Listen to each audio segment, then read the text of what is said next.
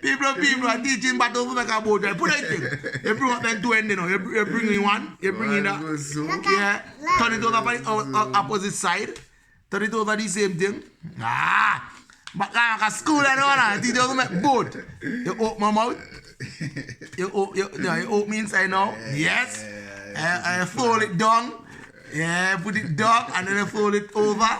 Yeah, I teach you how to make a boat, yeah. That's it. I watch ya. Can't be the teacher to overland. Alright.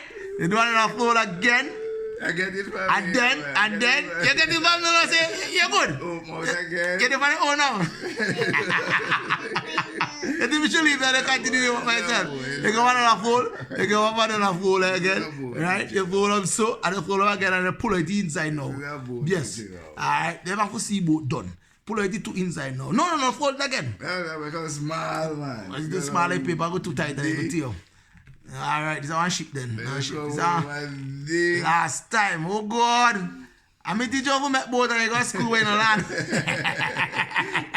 That boy just forgot, he never know how to make boat. I tell me, he forgot to try to cheat me. I pull it that two sides, see? That's Careful. You did it. Put it by the show, put it by the wall.